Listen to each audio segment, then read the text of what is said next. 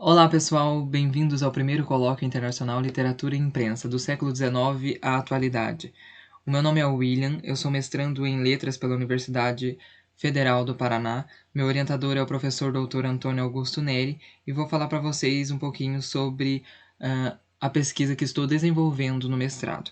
O título da minha pesquisa é As Farpas em O Crime do Padre Amaro, a intervenção dos preceitos católicos na educação de Amaro e Amélia. Bem, por que eu estou fazendo essa pesquisa?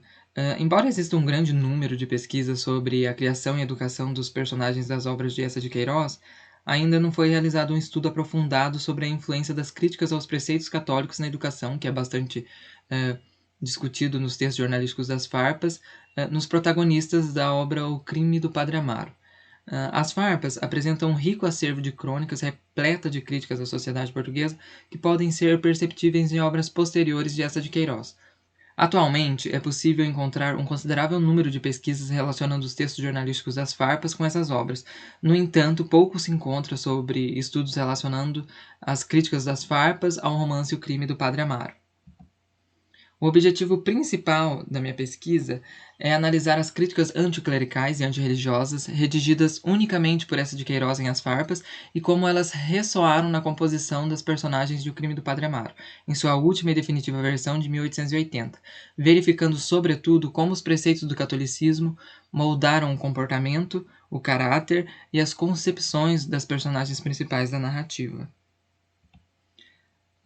A partir do Concílio de Trento, a Igreja Católica ampliou sua influência em diversas partes do mundo, sendo que em Portugal seu poder foi sentido tanto no âmbito ético e social quanto nos setores político e econômico.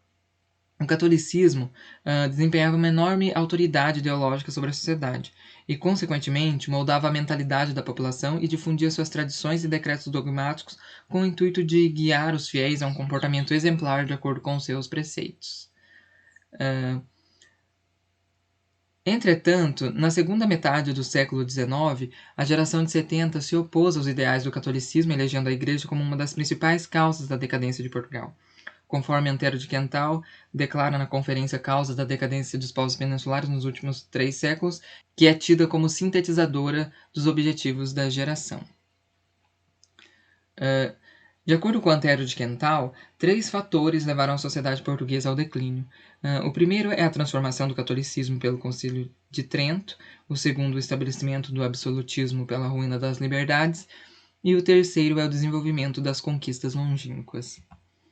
Os intelectuais vinculados ao grupo de 70, entre os quais Eça de Queiroz, Antero de Quental, entre outros, redigiram e publicaram nos mais diversos gêneros literários inúmeras críticas ao clero, com o objetivo de mostrar aos leitores como realmente era o sistema religioso daquela época e provocar reflexões sobre o catolicismo e os danos que ele estava causando à sociedade. Bem, agora eu vou falar um pouquinho sobre as farpas. As farpas elas foram publicadas de 1871 até 1882. Em 1871, Eça de Queiroz, em colaboração com Amália Ortigão, redigiu e publicou as farpas. O que eram as farpas? As farpas eram folhetos nos quais os autores expunham, em forma de crônicas, críticas à política, ao clero, à burguesia e aspectos da vida social de modo geral. Bem, os folhetos das farpas eram publicados mensalmente. A publicação se iniciou em maio de 1871. É datado de maio de 1871. No entanto, foi publicado em junho de 1871 e foi até 1882.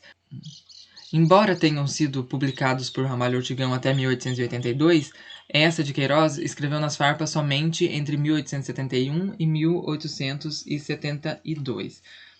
Na minha pesquisa, eu vou analisar apenas as farpas do Eça de Queiroz, publicadas em 1871 e 1872. E eu devo ressaltar que irei analisar os textos jornalísticos das farpas originais, que foram coligidos por Maria Filomena Mônica, pois os textos das farpas publicados em 1890 e 1891, com o título de Uma Campanha Alegre, possuem partes que foram suprimidas e que podem ser importantes para a minha pesquisa. Por isso, eu vou analisar as farpas originais. Aqui eu trouxe para vocês a capa da revista As Farpas, de maio de 1871. Tratando de tudo e não se coibindo de criticar a todas as pessoas, as farpas introduzem na imprensa um estilo e um tempo, musicalmente falando, novo de crítica, observação, comentário e polêmica, não sendo de estranhar as irritações e cóleras que suscitaram no mais diversos quadrantes. Bem, as farpas vão surgir como um jornalismo de tipo completamente distinto, sem compromisso com os partidos políticos, sem pena da sociedade falsamente civilizada, vai criticar o funcionamento de todas as instituições, a vida cultural, as ideias, moda, ideologias, atitudes, os costumes da sociedade portuguesa em geral, e até mesmo a imprensa vai ser alvo de críticas de Eça de Queiroz.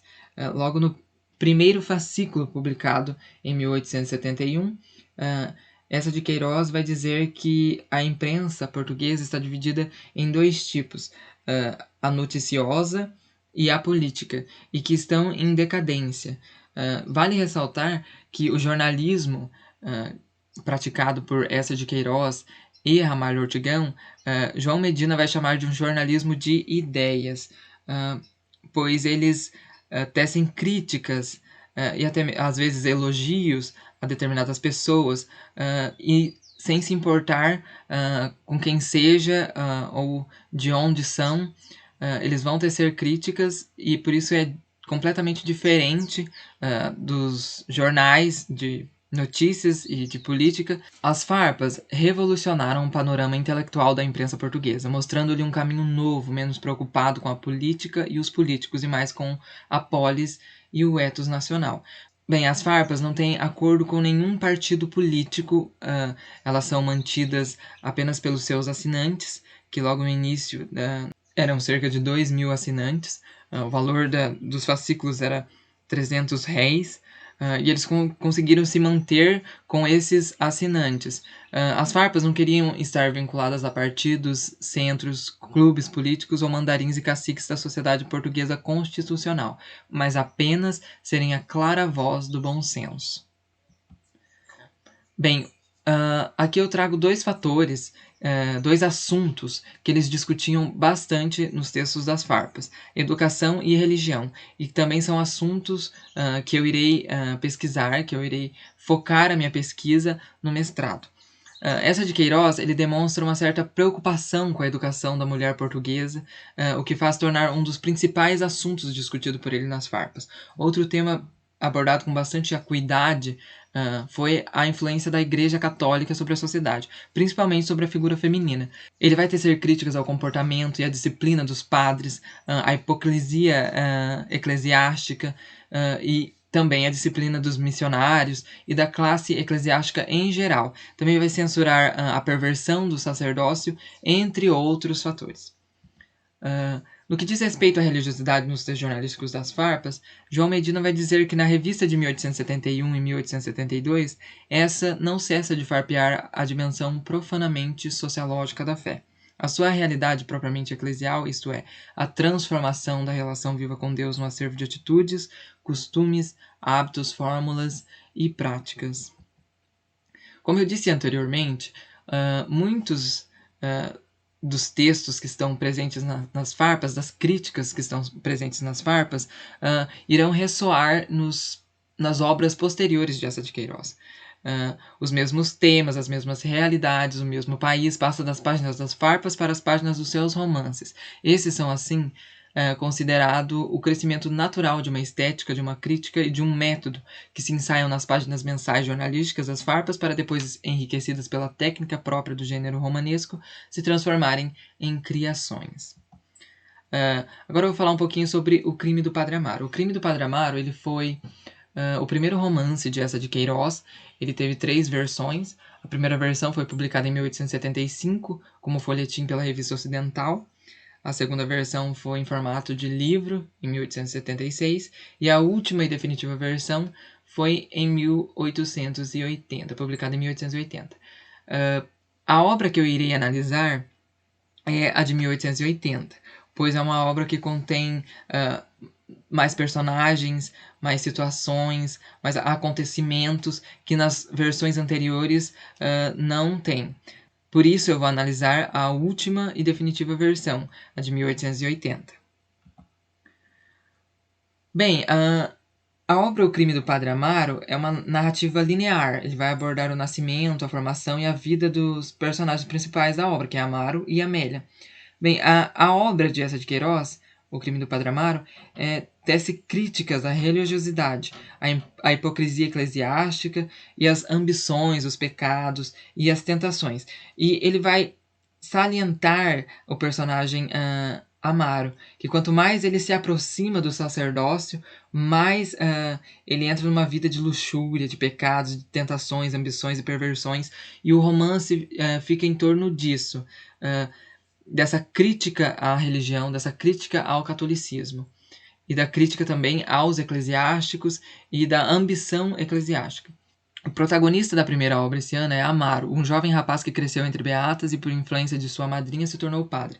Após se tornar o novo pároco de Leiria, inicia um relacionamento amoroso com Amélia, co-protagonista do romance, a qual era uma jovem que também tinha sido criada em meio a beatas e padres e que, por influência de sua mãe, era muito religiosa. Tanto Amaro quanto Amélia foram criados desde muito pequenos em meio à religião católica, entre beatas, entre padres. Então eles crescem com essa influência da religião católica sobre a vida deles, sobre a infância deles. Então vai influenciar bastante no comportamento e no modo de pensar deles. No trecho das Farpas, publicado em março de 1872, o Eça de Queiroz ele vai dizer que a educação dos anos virgens, a mais dominante e absorvente, é feita pela mãe. Os grandes elementos vitais, religião, trabalho, amor, dever, obediência, fé, paixão, sonhos provisórios, realidades definitivas, é ela que lhes põe no espírito. No que se refere à educação de Amaro, Gerson Ruani vai dizer que é a influência do meio que determina o caráter do homem. O fator central da composição de Amaro é que ele é um fraco por natureza, cuja fraqueza é reforçada pela educação que recebeu. Bem, desde muito pequeno, ele perdeu os pais muito cedo, com 6 anos, ele se tornou órfão, e ele foi criado pela Marquesa de Alegros, que era a madrinha dele. E a Marquesa de Alegros era extremamente religiosa, ela, as filhas dela, as empregadas. Então ele cresce nesse meio religioso. E ele é completamente influenciável por sua madrinha. E ele é tido como extremamente melancólico, preguiçoso, sempre está ao lado da madrinha, nunca sai para brincar. Então ele é completamente influenciável pela madrinha. Bem, no trecho do Crime do Padre Amaro, o narrador vai dizer que nunca ninguém consultara as suas tendências ou a sua vocação. Impunha-lhe uma sobrepeles a sua natureza passiva, facilmente dominável. Aceitava como aceitaria uma farda, de resto não lhe desagradava ser padre. Bem, ele era completamente influenciado pela Marquesa de Alegros. Ela disse que ele iria se tornar padre quando completasse 15 anos, ele iria para o seminário, e ele aceitou numa boa, até que chegou o dia em que Marquesa de Alegros faleceu e ele teve que morar com um tio dele, que não gostava muito dele e ofendia demais ele, tanto que ele almejava ir para o seminário logo para se livrar daquilo, para se ver livre daquelas pessoas. Como eu disse, o Amaro ele tem a influência do catolicismo desde muito cedo em sua vida. Aos 11 anos, ajudava à missa e aos sábados limpava a capela. Era o melhor dia, fechava-se por dentro, colocava os santos em plena luz em cima de uma mesa, beijando-os com ternuras devotas e satisfações gulosas, e toda a manhã, muito atarefado, cantarolando o Santíssimo, ia tirando a traça dos vestidos das virgens e limpando com gesso e cré as auréolas dos mártires. Em relação à educação de Amélia, Gerson Ruani vai dizer que ela é educada à sombra da igreja e dos padres que a controlam. A sua concepção de Deus cristão é falsa e o concebe como um ente vingativo. Seu conceito de religião é formal, como é o do meio em que cresceu. Aqui eu trouxe um trecho das Farpas, em que o Eça de Queiroz vai dizer que, a partir desta educação profana, que educação moral, o catecismo e a doutrina é a educação religiosa. Fazer assim, a pequerrucha aprende a persignar-se, a ajoelhar com gravidade, a recitar o Padre Nosso, depois, seguidamente, mistério a mistério, todas as orações da cartilha. Esta doutrina dila a pequerrucha correntemente de cor, como a tabuada ou como as capitais da Europa, sem ideia, sem fé, sem compreensão, com um certo terror, porque eles ensinam que Deus dá as trovoadas, as doenças, a morte e os castigos abrasados. Em O Crime do Padre Amaro, é possível perceber que o narrador vai mostrar exatamente o que essa de Queiroz cita nas farpas, como podemos ver aqui. Já então sabia o catecismo e a doutrina. Na mestra, em casa, por qualquer bagatela, falavam-lhe sempre dos castigos do céu, de tal sorte que Deus aparecia-lhe como um ser que só sabe dar o sofrimento e a morte, e que é necessário abrandar, rezando e jejuando, ouvindo novenas, mimando padres. Por isso, às vezes, ao deitar, lhe esquecia uma salve rainha, fazia penitência no outro dia, porque temia que Deus lhe mandasse rezões ou fizesse cair da escada. Nas farpas de maio de 1871, essa de Queiroz ele vai dizer que as mulheres são supersticiosas, creem da religião o que é necessário para ser moda, ou creem apenas na exterioridade, novenas, festas de igreja, flores e altares, o que excita os sentidos, exalta a sensibilidade, não dá uma regra para o julgamento nem um critério para a consciência. Em relação à crítica que o Essa de Queiroz tece nas farpas, o narrador de O Crime do Padre Amaro vai dizer que Amélia gostava então de festas de igreja e da convivência dos santos, que desejava ser uma freirinha muito bonita com um véuzinho muito branco. Diante disso, podemos concluir que muitas das críticas à educação e à religião tecidas por Essa de Queiroz nos textos das farpas estão presentes em suas obras posteriores, comprovando que o Essa jornalista das farpas possui uma unidade profunda com o Essa romancista, realista, crítico e social. Bem, pessoal, a minha pesquisa ainda está em desenvolvimento, eu ainda estou no início das leituras, estou lendo os textos jornalísticos das farpas e o romance O Crime do Padre Amaro, ainda está em desenvolvimento. Por isso eu peço a compreensão de vocês, espero que tenham gostado da minha apresentação, gostado do tema da minha pesquisa. Agradeço por terem assistido a minha apresentação e espero que tenham gostado. Meu muito obrigado e até a próxima.